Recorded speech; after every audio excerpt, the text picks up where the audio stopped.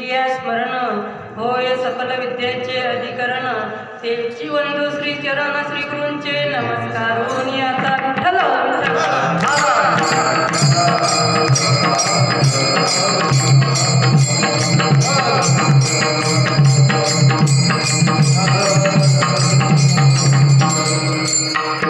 कीर्तनरूपी सेवेचा अभंग घेतला त्या अभंगाचं निरूपण करण्या अगोदर थोडासा परिहार देणं आवश्यक आहे। तो असा की दरवर्षीप्रमाणे याही वर्षी आपल्या इथे भगवंताची कथा चालू आहे, रामचरितमानस चालू आहे आणि ही कथा बाबाजींच्या अमृतमय वाणीतून आपण सर्वजण या ठिकाणी श्रवण करीत आहात आणि आजची ही सेवा कीर्तनरूपी सेवा माझ्या वाटेला आलेली आहे, त्यानिमित्त ही सेवा आहे। विठ्ठल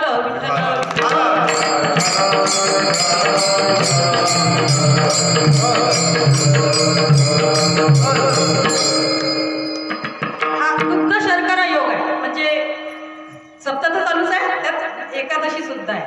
आजच्या एकादशीचं अगदी 2 मिनिटात महत्त्व सांगते की प्रभू रामचंद्र 14 वर्ष वनवासात गेले असताना त्या ठिकाणी सीतामाईचं हरण झालं आणि प्रभू आक्रोश करून राहिले, रडून राहिले। तेवढ्यात त्यांना बकदालभ्य नावांच्या ऋषीचा आश्रम सापडला, त्या ठिकाणी गेले, दर्शन घेतलं, विचारलं ऋषींनी की आपण का उदास आहात। त्यावेळेस सांगितलं गेलं की सीतामातेचं हरण झालं। त्यावेळेस त्यांनी सांगितलं की एकादशी तिचं व्रत कर, आजची विजय एकादशी, त्यामुळे तुझं संकट निवारण होईल आणि त्याप्रमाणे प्रभूंनी व्रत आचरण केलं आणि सुखरूप सीतामाईला घरी परत नेलं। विठ्ठल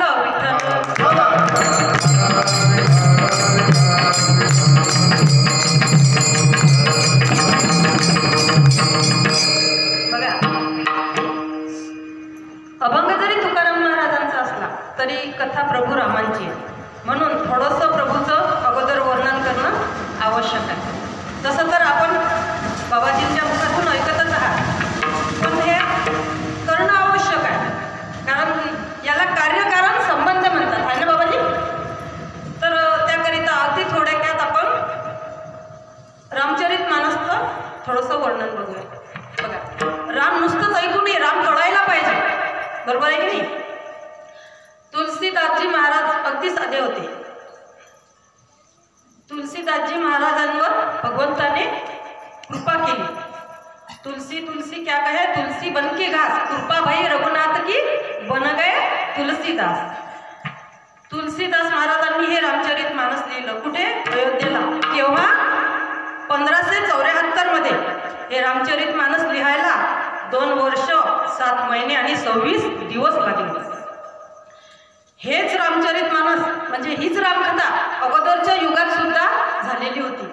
बघा, संक्रांतीच्या वेळेला मला वाटते प्रयागला त्रिवेणी संगमावर याज्ञवल्क ऋषींनी भारद्वाज ऋषींना ही कथा सर्वात प्रथम सांगितली। त्यानंतर त्रेतायुगातल्या तृतीय चरणात कुंभक ऋषी, कुंभक म्हणजे अगस्ती ऋषी, त्यांनी भोलेनाथ बाबांना आणि पार्वती मातेला, सती मातेला ही कथा सांगितली।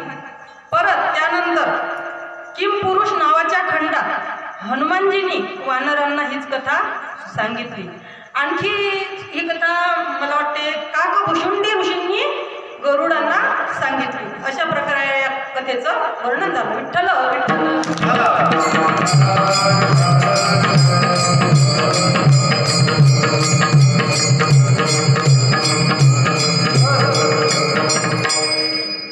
बघा, अगोदर म्हटलं बा, आई साहेब आपलं आराध्य दैवत आहे, आपले गुरु इथंच आहे, आपल्या माता पिता सगळे नातेवाईक सगळे माझेच आहे, त्यामुळे घर की मुलगी दाल बरोबर नाही टाकला अर्थ चालते, मी काही दुसरी आहे का।